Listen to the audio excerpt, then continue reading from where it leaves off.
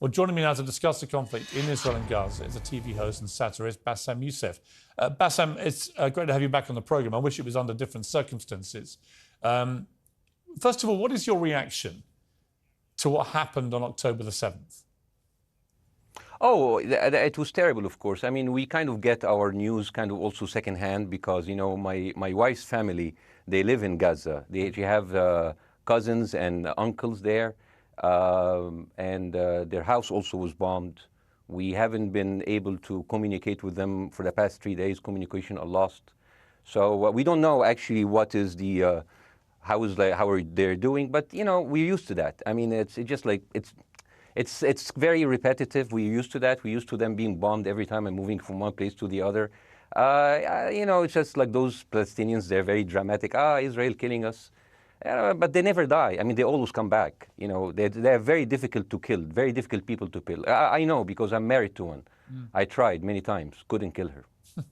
I mean, there's a dark humour there, and I understand why. Because no, it's not dark humour. I try to get to her every time, but she uses our kids as human shields. I can never take her out.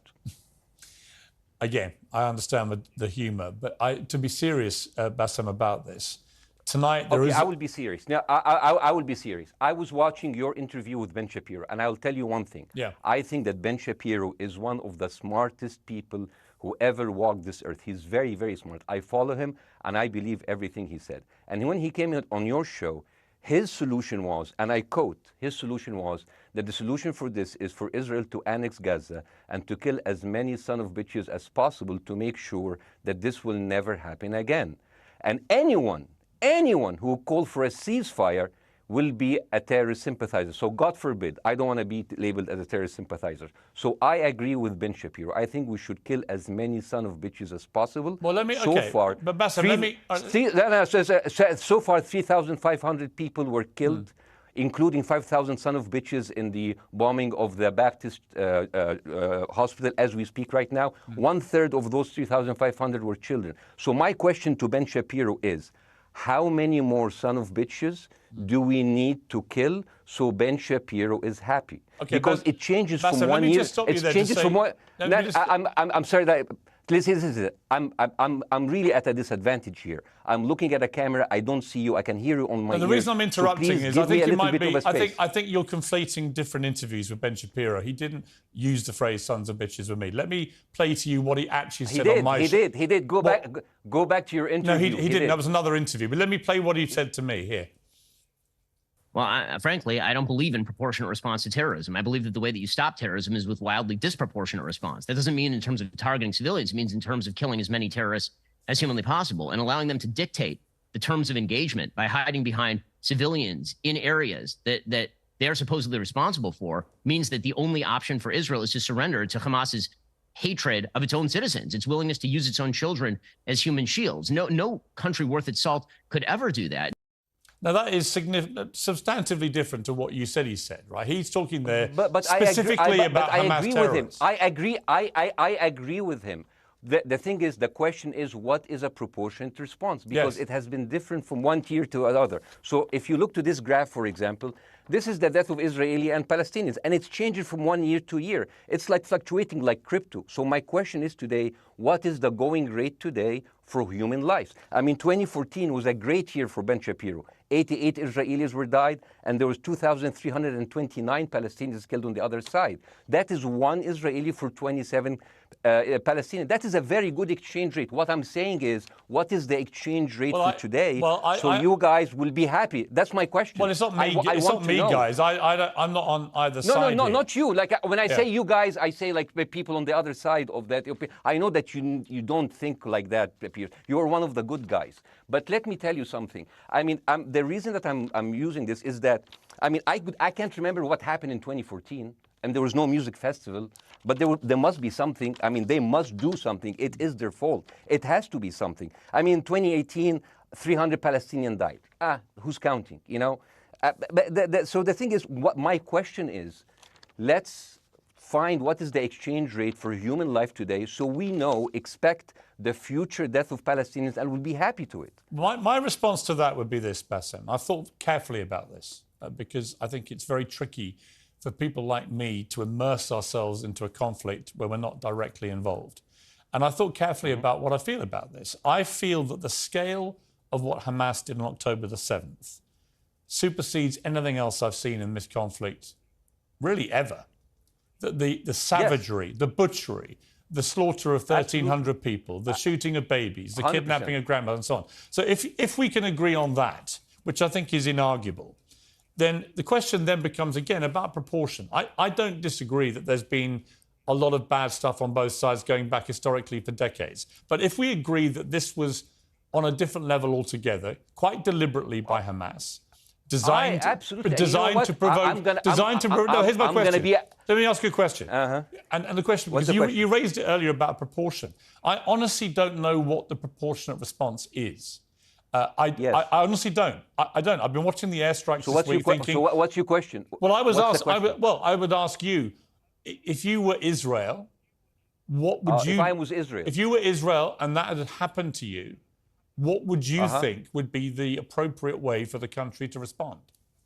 I would do exactly like Israel did, kill as many people as possible since the world is letting me do it. I mean, I can do it because I can, you know. But the thing is, you know what, I agree with you. And you know what, I'm going to be even ahead of you because I see the question coming. Do you condemn Hamas for the atrocity? Yes, I condemn Hamas. I condemn Hamas. I condemn Hamas is the source of all evil. They're a reason for everything. And you know what, let's for a minute imagine a world without Hamas. Right. What will this world look like? Let's give this word a name, and let's name this word the West Bank. Hamas has absolutely no control in the West Bank, and since the beginning of this year, only through August, 37 Palestinian kids were killed. No music festival, no paragliding, no Hamas. Since the occupation of the West Bank, 7,000 Palestinians were killed. No music festival, no paragliding, no Hamas. I can go on and on and on and on. No, but you don't need to, because in a way you're preaching to the choir. I've followed this crisis. Oh no, you're not preaching. So the thing is, like, in the sense that I know that what you're saying has validity. Of course, Piers. By the way, Piers. I am at a disadvantage here. I can hear you. I cannot see you. I am in a claustrophobic room, and so please cut me some slack and don't interrupt me and interrupt my points. Sure. So, because this has to be fair. Understand. Because if you want to only hear your opinion, I can just condemn Hamas and go home. I can do that. So, do you want to do that, or do you have a much more nuanced conversation? No, I absolutely want to have a nuanced conversation. I wasn't aware I was interrupting you. I thought I was letting you speak. Amazing. So let's. I mean, I would say I really applaud Israel for doing one thing that no military force in the world does. Because I heard Ben Shapiro and I heard Ron DeSantis, and they said Israel is the only military force in the world that warns civilians before bombing them. I mean, how fucking cute. That is so nice of them. Because with this logic, if Russian troops started warning Ukrainians before bombing their houses, we're cool with Putin, right? I mean, okay, Habibi, you have warned them, go invade. It's fine. You have done your job. I mean, the thing is, and I understand, and I also heard Ben Shapiro talking about Human Shield. So you remember my wife's family, they live in Gaza. So I asked them, I told them, when Israel give you the nice warning, the cute warning, does Hamas force you to stay in your home so you can be bombed and use as Human Shield? You know what, Hassan here, my wife's cousin, he's a loser, you know. He told me, you know, when I asked him, does that happen? He told me, no. The lying son of a bitch lied to me. I told him, you don't understand. Ben Shapiro and Ron DeSantis keep saying that Israel warns you and Hamas asks you to stay put. So I told you, he's a loser. He never kept a job. He even failed in all of the interviews to become like a human shield. I would believe Ben Shapiro. Let me ask you this, So let's go with that. No. Let me ask you At some point, I must be able to ask you questions. It's not a monologue for you, Bassa. If we agree that for the 14,000 casualties, I mean, who's counting, are Human Shield, does that mean that every single one of those civilians was standing, obscuring a military target behind them? Because that's a lot of weapons. I mean, Hamas is packing. No, of course it doesn't. And look, it doesn't. So there's some collateral damage. Lots of collateral damage. Yes. It's fine, yeah. You kill some to save some and then kill some more. Yeah, I agree. Yeah. Well, let me ask you this. Again, it comes back to proportionate response. When the world decided it had to get rid of ISIS because of the appalling butchery they were carrying out, it did so by also killing very sadly, a lot of civilians along the way by doing airstrikes against places which but killing civilians are inevitable. You said that in the beginning. My point is, it's inevitable. Yeah, but once Israel has decided that they want to get rid of Hamas, and Hamas is embedded with civilian population, I'm very concerned about what's going to happen next. I've written a column tonight saying, I remember the Iraq War, which I opposed, right? I remember all this. So my question for you is, what would you think would be an appropriate response by Israel to what happened? Well, these are years of disproportionate responses of Israel. Right. Did it solve the solution? Did it solve the problem? Did it work before, so it will work? What will be the surprise this time? What will be the twist that will make this work this time? What will be different this time? Seriously, I mean, like, this is only the last 15 years. I mean, because it's too many papers. I just got this. But how will this be different? And the thing is, I am so glad in the introduction that you mentioned the Iraq War. I applaud you, Piers, for saying that, because you were honest about it. You said that spreading lies like WMDs make people look at those people as less of humans, and they would accept the death of 1 million Iraqi, whether by sanctions or by invasion, right? You are a good man. This is amazing. And you know what is similar? Is when you spread the lies of 40 decapitated babies, although it was refuted. So what happens when people hear that, killing babies is horrible. But when you say decapitated 40 babies, you are planting a certain image with a certain trigger in people's mind. Who has said that? Who has said 40? Who has said that? Who has said 40 decapitated? Who has said that? You have repeated. No, I haven't. What? I've never said that. You haven't said on your show 40 decapitated babies? Never. Ben Shapiro didn't say it? No. Ron DeSantis didn't say Nobody it? has said it. Okay, nobody said it? No. Oh, okay, maybe I am wrong. Decapitated. Here's you're the wrong. thing. I've never said that. What happened, no, you're wrong. But the thing is, the same thing is happening in Iraq. Ben Shapiro once tweeted, not even about Gaza, about the West Bank, when Israel continued to build the illegal settlement. He said, 2017, Israel likes to build things, and Arabs, not Palestine, not Hamas, Arabs like to bomb crap and live in open sewage. Yeah, I thought that was very the Israeli defense minister, he said, those are human animals. And the thing is, Ben Shapiro should know better, because, long before the Holocaust, before Jewish people were thrown in the gas chambers, the Nazi propaganda called them rats.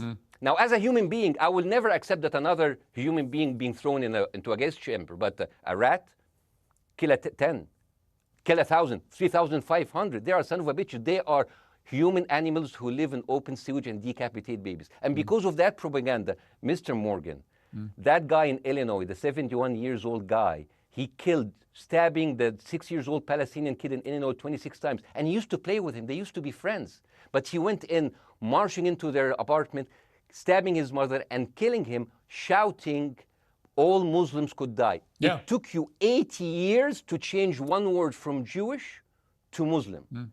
And then you transferred your guilt to us and took away our land. Bassem, let me ask you a question. That deal sucks, man. Let me ask you a question. How do we get from where we are now to peace?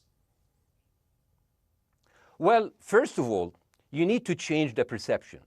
Nikki Haley, the American presidential candidate, said, we are in Israel in this because it's a fight between good and evil. Now, if you already decided someone is good, he can do no evil. And if you decided someone is evil, it's good to kill them. Killing them is good. You see, and the thing is, it is not like something new. I mean, I look at history and I see, I'm sorry to say this, but Westerners has always dealt like this with indigenous people. You first treated them like savages, Native American, First Nation, Aboriginal. They're savages. Kill all the savages. And then when they're almost extinct, you start feeling sorry for them, like animals. So maybe the solution is that we kill as many Palestinians as possible, so the few of them that remains do not bother you. And maybe Netanyahu, when he lives for another 100 years, he'll become a tree hugger. Let me just challenge you on this. And he will campaign for preserving the three Palestinians. You keep talking about Westerners like me. Okay, so let me return the favor, okay? Hamas is dedicated to the complete eradication of Jewish people. I am not the spokesman for Hamas. I'm not saying you are. Why do you keep... I'm not saying you I'm are. not their spokesman. You're talking to me. I fucking hate them. Bassem, Fuck Hamas. You are Hamas. No, are you happy? You're missing my point. You're talking in a generalized way about people in the West who always talk about Arabs as savages. I don't. No. I'm talking about America. About I actually led the campaign. I led the media campaign in this country against the Iraq War. Okay, so I don't see. I don't see people in the Middle East as savages. You are one of the good ones. But what I would say is, I'm not talking about you. You're great. No, it's not about me being amazing. great. We love you. It's about the way Hamas behaved on October the 7th was like savages, like a pack of savages. It was the worst atrocity against Jewish people since the Holocaust. There has to be, of course, there has to be a response. They should be eradicated. My question for you is, notwithstanding the history, Bassem, what is the proportionate response? But I don't know. But there's no Hamas in the West Bank, and they're still dying there. So what's your excuse? I don't have any excuse. Okay, what's your explanation? Sorry, my earpiece went down. Listen, I don't make any pretense that this hasn't been a massive problem between Palestine and Israel going back to the mid-40s. We all know this, right? Piers, listen. I'm not saying that you're making excuses, but if you are adopting a certain point of view, you have to at least defend it. I'm telling you, there is no Hamas in the West Bank. What is the excuse? Not your excuse. What is the excuse to kill those people? Well, listen, this question of proportionality is one that... No, answer my question. I've been answering your question. You answer mine. It's actually not my job to answer your questions.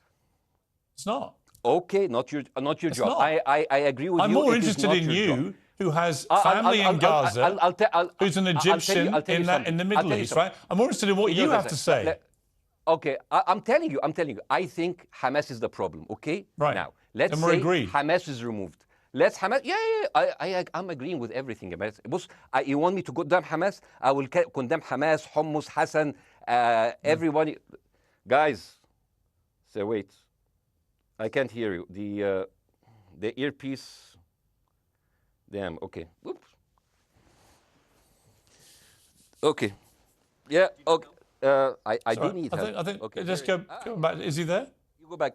Can you hear me? Okay, go. Thank you, guys. Can you hear, Bassem? Yeah, now I can hear you. Okay. So here's the thing. Can you hear? Okay. So let's say, for example, Hamas ceased to exist.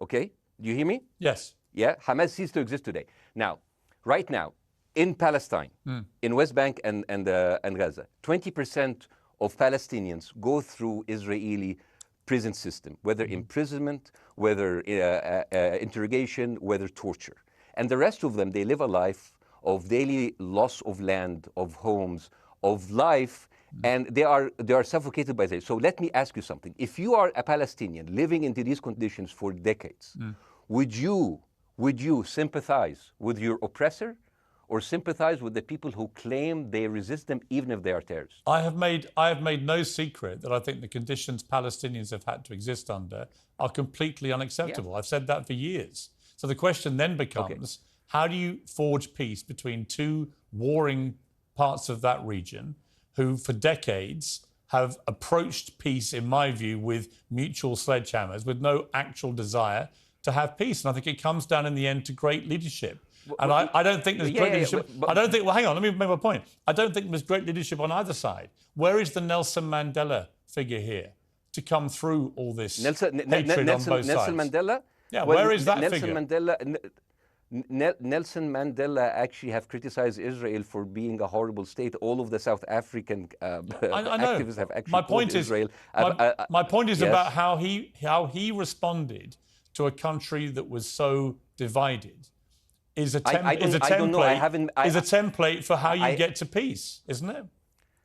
I haven't met Nelson Mandela, so I wouldn't know. But like there is a point. There's a very important point here. You know, I want to understand what is the logic of Israel carpet bombing Gaza. I mean, if there's a logic, if this will make Israel safe, I want to hear the logic.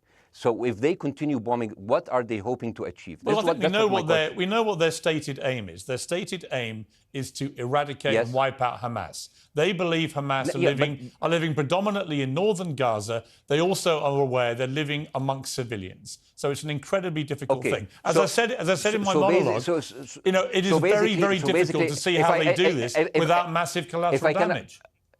So if I can understand this correctly, basically Israel is doing this to pressure the Palestinian community in Gaza to turn against Hamas. Is that right? I'm sure that's part of it, yes. That's part of it. So this is exactly what terrorist organizations do, because terrorist organizations will have no chance beating a whole nation in battle. So they terrorize and they kill the civilians in order to spread fear and terror so they can turn against their government to change their policy or to resign. You have just compared Israel with ISIS. No, I haven't. I don't see any comparison between It's going to be the headlines tomorrow. Piers Morgan, Israel is ISIS. Only amongst people who weren't listening. The comparison, which is more apposite, is ISIS and Hamas. They are both nihilistic terror groups intent on killing as many Jewish people and others as they can possibly kill. And you can't get peace with people like that. Absolutely. You know what? I'm going to do something that nobody done on your television. You know what I'm going to do on your episode? I'm going to pretend that I'm an Israeli citizen. I'm going to put myself in the place of an Israeli settler in the kibbutz. And I want to speak to my Prime Minister, Benjamin Netanyahu. Mr. Benjamin Netanyahu, I have voted for you because you have promised us peace and prosperity and security. On the 7th of October, those son of bitches Hamas, they went into the fence that is regularly heavily guarded.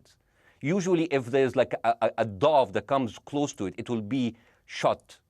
Those people went in and they went for 6 hours before IDF forces was deployed, killing our friends, our families, kidnapping our grandmothers and babies, and went in. I want to ask you, Mr. Prime Minister, after you have fractured the Israeli community and you have fucked our courts, our Supreme Courts, what are you doing with the money being given to you, to the United States? Also, you are carpet bombing Gaza with absolutely no regard to our hostages, our people. I heard a rumor in the kibbutz that you're doing that you let that happen as an excuse to carpet bomb Gaza, so you push them into Sinai. And I didn't believe it. It's like, not my prime minister. He can never do that. And then I watched an interview for Danny Ayalon. He was your chief advisor. He was also the Israeli ambassador to the United States. And you know what he said, Mr. Prime Minister? He said that the solution for those Palestinians is to go into a vast land of Sinai and live into tent cities temporarily, temporarily, wink wink, until we build Gaza again, and then we invite you back. يعني عبط احنا بقى. يعني فاهمني؟ We've seen this movie before. So يعني, and when I saw this, I couldn't explain to my fellows in the kibbutz, how come our Israeli government is trading human lives for another piece of land?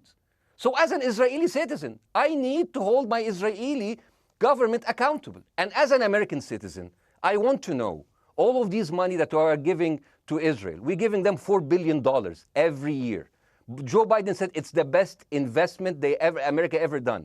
Well, if I am in the place of Joe Biden, I would say, sorry, don't speak. I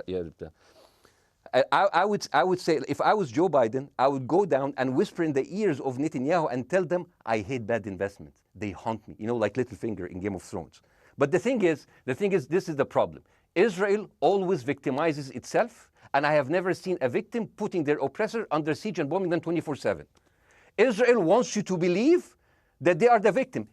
Dealing with Israel is so difficult. It's like being in a relationship with a narcissistic psychopath. He fucks you up, and then he makes you think it's your fault. All right, you look at Israel as Superman, but they're really Homelander. Wallahi, they are shooting fish in a barrel, and they are annoyed with the splashes. Bاسم, I want to say two things. One, if you could just slightly manage your language. We are uncensored, but if you keep swearing, I'm very sorry. We have to apologise to viewers who may be offended by that. I apologize. But I understand passions run high, so let's not get too bogged down about the odd swear word. I apologize to the viewers. I apologize to the viewers for my language. My second question is this: after the sight of dead civilians. After the break, we have the managing director of the Daily Wire, which is Ben Shapiro's company. We were going to interview him on his own, but he's happy to come on and talk with you directly if you are prepared to stay.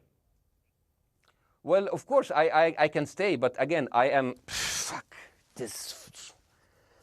I am in a disadvantage, and I would like to have my space to respond. Okay, we'll come back after the break. Because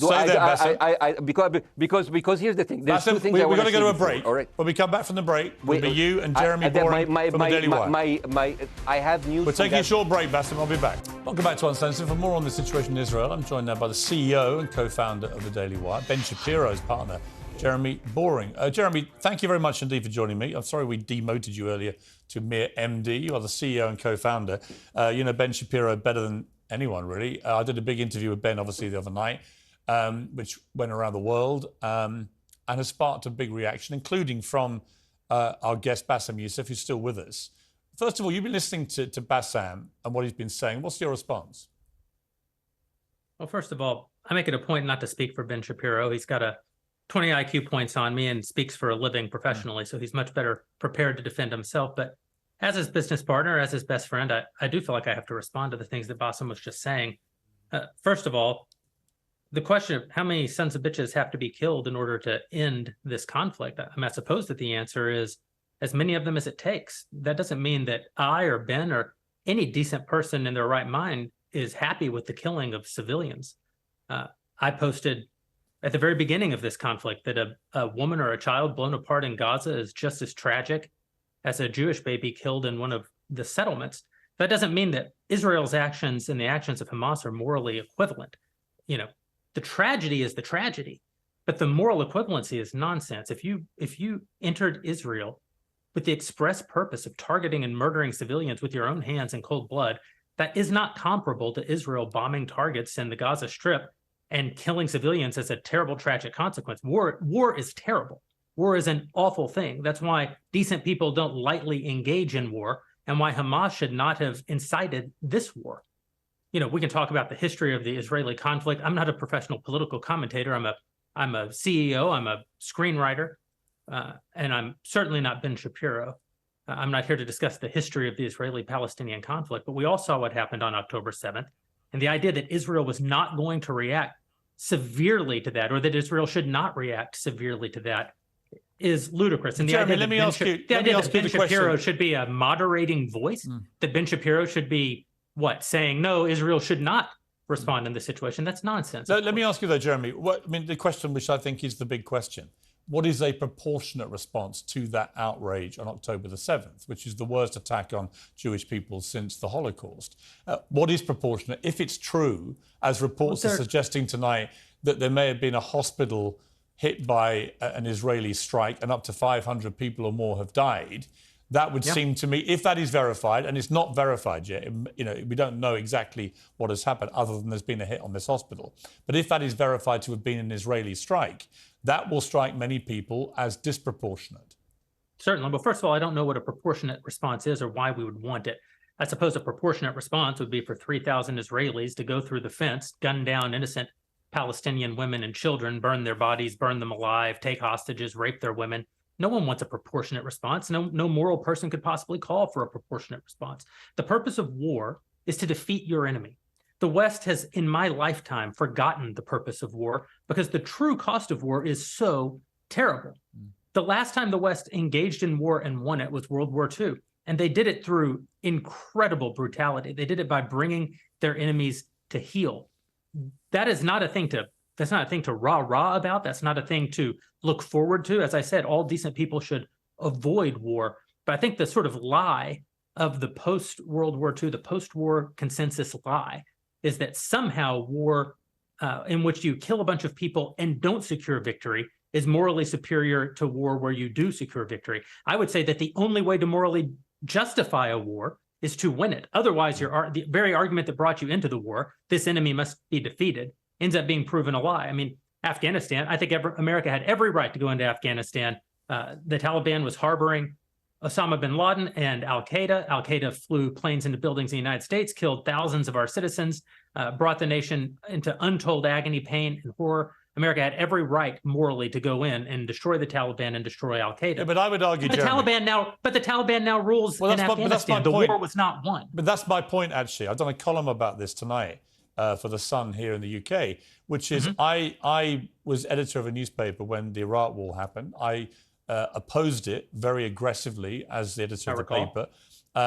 And sadly, we were borne out by events. It was a complete disaster, the Iraq War, in my view. It was illegally contested, I think. And the consequences were appalling in terms of loss of life, 1 million people, in terms of ISIS being allowed to breed and create their merry hell around the world, in terms of complete dismantlement of Iraq itself as a functioning country. And I think Afghanistan, again, 20 years of attacking an enemy, which is now running the country again, seemed to me, again, to be kind of pointless. And I do wonder whether Israel, in its blind fury, which I completely understand, has thought through the consequences of actually launching a full air, ground and sea offensive into Gaza as to actually what happens at the end of that. Well, I suppose Israel wasn't really given the opportunity to fully contemplate what the consequences of that action might be, because Israel didn't instigate this war. This war was instigated by a horrible terrorist attack on Israel. And a state is put in a position where it has to respond. Now, one might argue that the very fact that Israel has yet to actually launch their ground invasion means that they are actually making a calculation about what the cost will be, what victory looks like. Any rational person, any decent person can engage in a conversation about what is the appropriate response for Israel. Of course they can. But this sort of moral equivalency thing, I don't think is a sign of decency to engage in a conversation about moral equivalency. Let me bring Bاسم back in. You've been listening to this, Bاسم. What's your response to what Jeremy's been saying?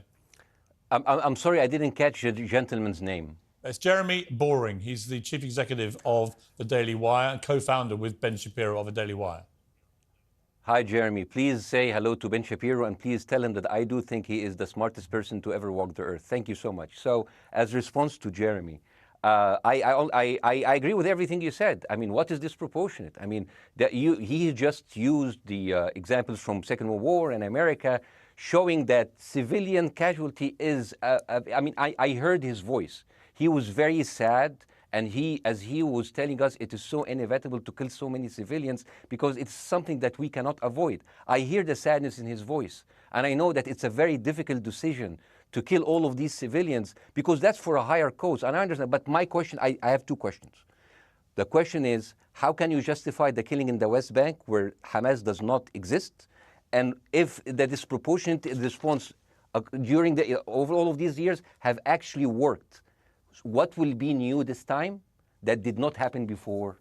I just want to. That was my question. Okay, that was my question. I'm gonna. Okay. So now, if I ask the question, can I say something on my side?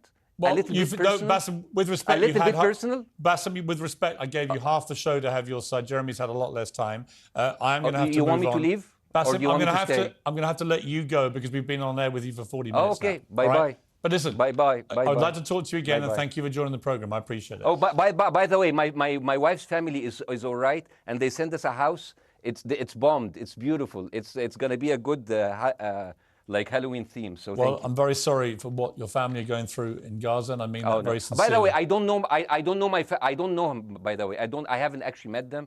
They didn't even come to my wedding. They couldn't because they are stuck in Gaza. Okay. And she never saw them because, Gaza is not a destination. Bاسm, as I say, we hear their voices and it's, they die. It's fine. It's fine. Bاسm, I wish your family all the very best. Thank you for joining me. I appreciate it. I don't. Thank you.